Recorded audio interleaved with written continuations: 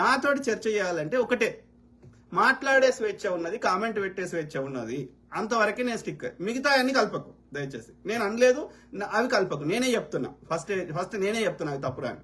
So కాబట్టి నీ స్టేట్మెంటే రాంగ్ ఉన్నది. You are unfit for the discussion.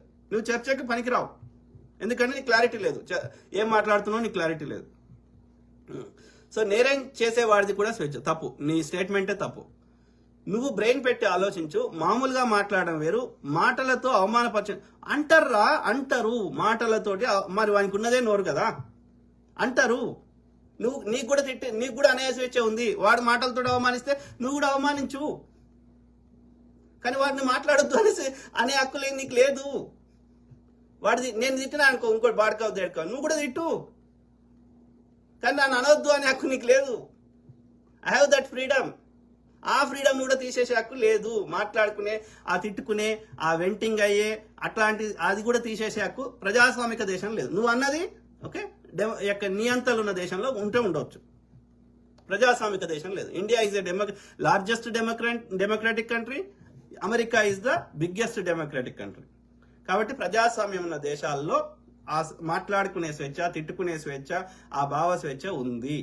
నేను నచ్చింది, నేను చెప్పింది నచ్చకపోతే నీకు చెప్పుకునే హక్కు ఉంది. నేను తిడితే నీకు తిట్టే హక్కు ఉంది, కానీ నా నోరు మూపించే హక్కు నీకు లేదు. సింపుల్. ఓకే, ఎప్పుడు తప్పు అవుతుంది మాట్లాడేదంటే, నేను రెచ్చగొట్టి ఆయుధాలు తీసుకుపోయి ఎవరినో దాడి చేయి, ఉగ్రవాదం చేయి, అట్లాంటి ఎంకరేజ్ చేస్తే తప్పు అవుతుంది. Other than that I have every right to express my thoughts and ideas.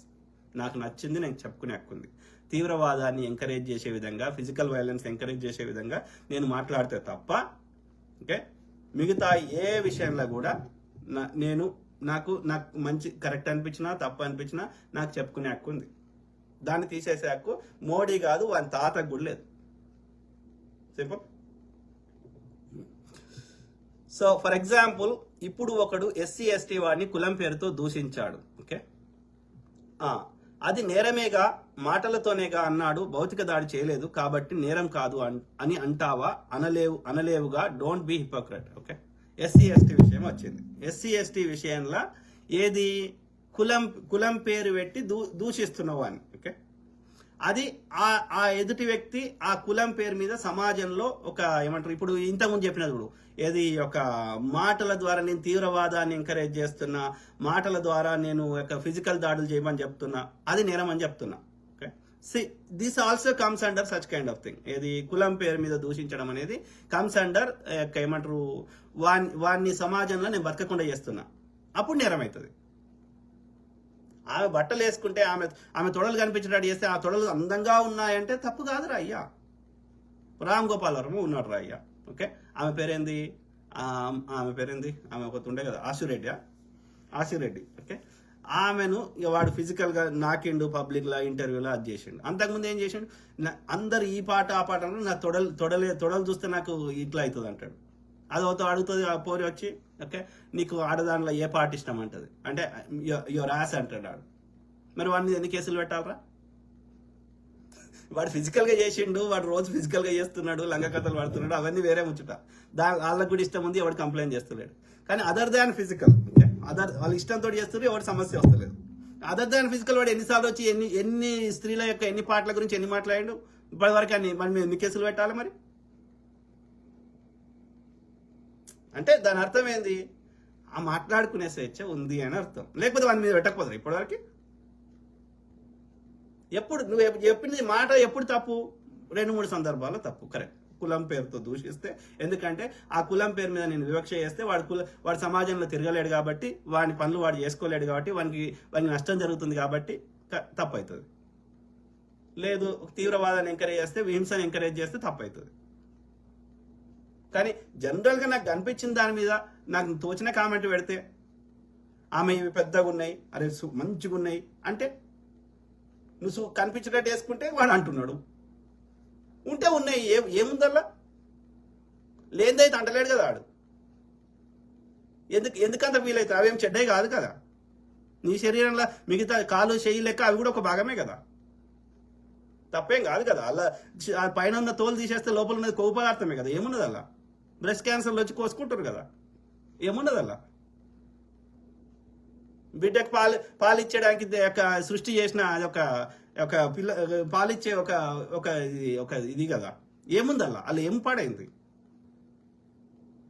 ఉన్నాయా అంటుండే కదా, లేని అంటలేడు కదా, అదేం తప్పు కాదు కదా. ఎందుకు ఇదేదో అదేదో బూతులేక ఎందుకు కన్సిడర్ చేయాలి? అది బూతా కాదు. అమ్మ యోనిలోకి వెళ్ళి వచ్చినప్పుడు మొత్తం శరీర భాగం వస్తుంది కదరా. జ్వరం వస్తే అన్నిటికీ వస్తుంది కదా. స్నానం చేస్తే మొత్తం శరీరం చేస్తాం కదా. ఒక పాట ఇది ఒక పాట అదే అని లేదు కదా సృష్టి ధర్మం. నీ మైండ్లో చెత్త ఉంది, సృష్టికి లేదు కదా. ఇప్పుడు ఏ జంతువు బట్టలు వేసుకోదు కదా.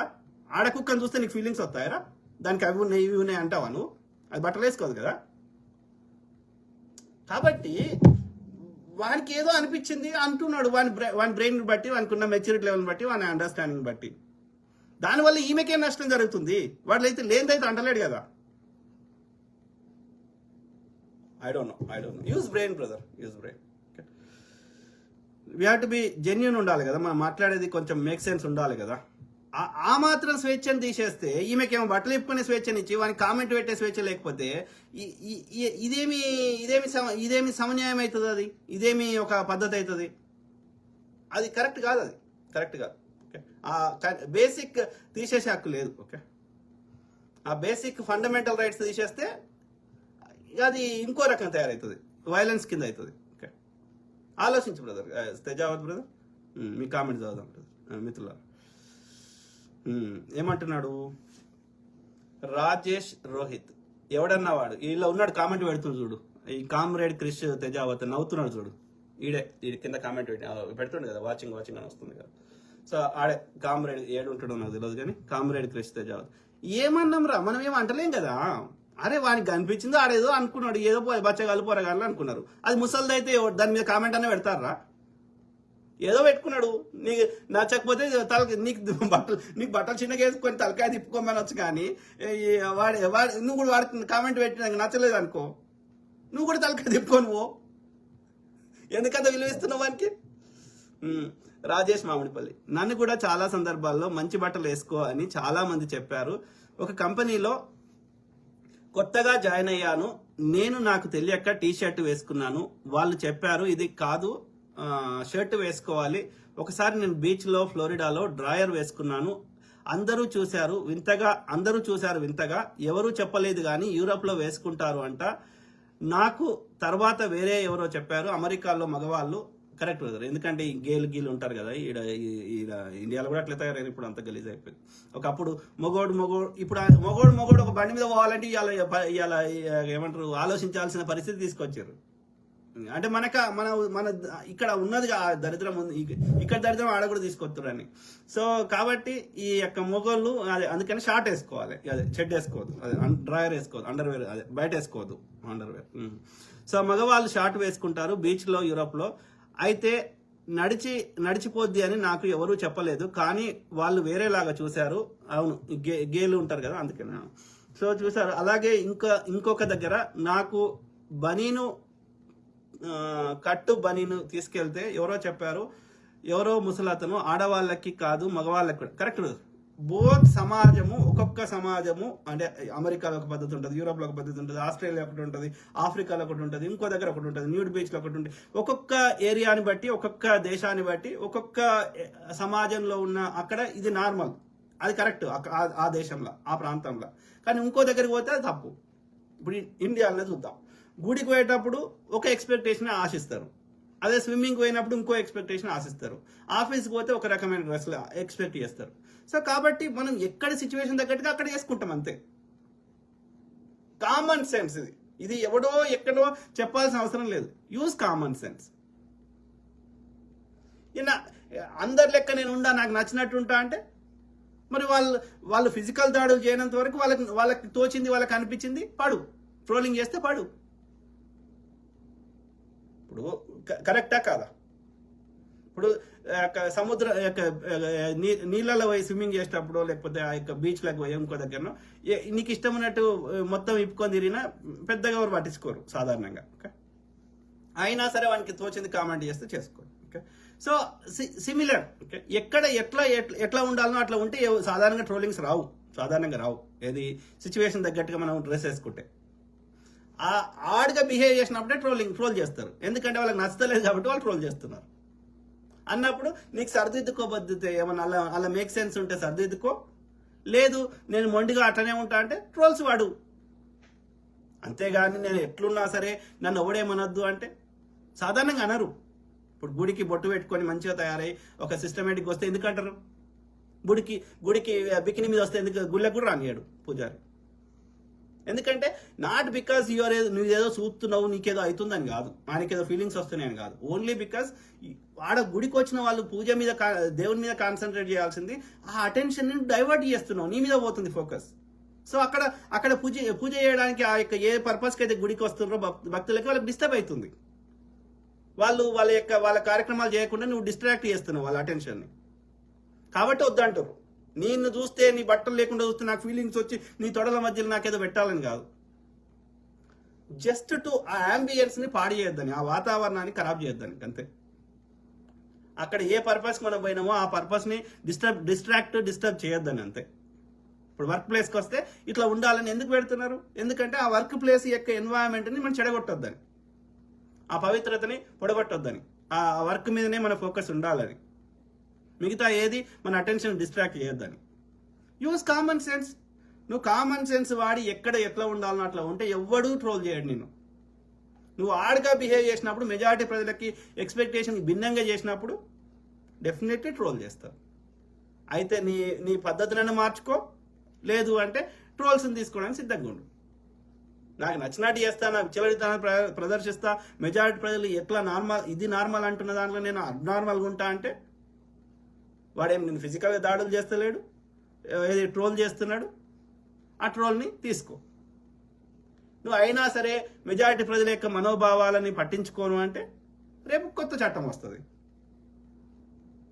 ఓకే, ఈ ప్లేస్కి వస్తే ఇట్లా డ్రెస్ కోడ్ ఉండాలి, లేకపోతే మీరు తీసుకుపోయి న్యూసెన్స్ కింద జైల్లో పెడతామని చెప్తారు. రాజ్యాంగంలో కూడా కొన్ని డిఫైన్ చేశారు. ఆడదానికి గివ్ ప్రైవేట్ పార్ట్స్, మగోడికి గివ్ ప్రైవేట్ పార్ట్స్ అని డిఫైన్ చేశారు. ఆడదానికి అయితే నిప్పుల్స్ కింద ప్రైవేట్ ముందటిది, సో ఈ 3 ప్రైవేట్ అని డిఫైన్ చేశారు. మగవాడికి అయితే కిందది ప్రైవేట్ అని డిఫైన్ చేశారు. అది పబ్లిక్లో వచ్చి చూపెడితే న్యూసెన్స్ కింద లోపల వారేయచ్చు. శ్రీరెడ్డి పబ్లిక్లో వచ్చి అయిపుతా అంటే న్యూసెన్స్ కింద లోపల వారేయచ్చు. సో రేపు పొద్దున ఇట్లనే నాకు నచ్చినట్టు చేస్తా అంటే రేపు కొత్త చట్టం తెస్తారు. అంతే అవుతుంది. సో కాబట్టి మెజారిటీ ప్రజల యొక్క మనోభావాలకు అనుకూలంగా మనం మెదులుకోవాలి. When you're in a Rome, be like a Roman. నీ 4 గోడల మధ్య నువ్వేం చేసుకో, మేమేమనం. ఆ సమస్య నీకు మీ కుటుంబ సభ్యుల మధ్యలో ఉంటుంది, మాకుండదు. When you come to a public place, to the road or any public place, అది నీ ఒక్కరిది కాదు. Every public has the right on it. ఎందుకంటే అది అందరి ప్రజల భాగస్వామ్యం ఉంది. అందరి ప్రజలు కట్టిన ట్యాక్స్ డబ్బులతోటి ఆ ప్రాంతాన్ని డెవలప్ చేశారు. అది అందరికి చెందుతుంది, నీ ఒక్కదానికి చెందదు. కాబట్టి పబ్లిక్ ప్లేస్లో వచ్చినప్పుడు మెజారిటీ ప్రజలు ఏం కోరుకుంటారో అట్లా ప్రవర్తించాల్సి వస్తుంది. నీకు నచ్చినా నచ్చకపోయినా, అది తప్పా రైటా అనేది ఇక్కడ మనము, అది తప్పు అయితే అది రైట్ అయితే చర్చలు పెట్టండి, కొత్త చట్టం తీసుకురండి. అప్పుడు చట్టాన్ని ఎవడన్నా పాటించకపోతే అప్పుడు లా ఎన్ఫోర్స్మెంట్ ఆఫీసర్, పోలీసులు వాళ్ళ చర్యలు వాళ్ళు తీసుకుంటారు. కాబట్టి ఈ మన ప్రజాస్వామిక దేశాల్లో మాట్లాడే స్వేచ్ఛ ఉంది, అది తీసేసే హక్కు ఎవరికి లేదు. సింపుల్. ఓకే.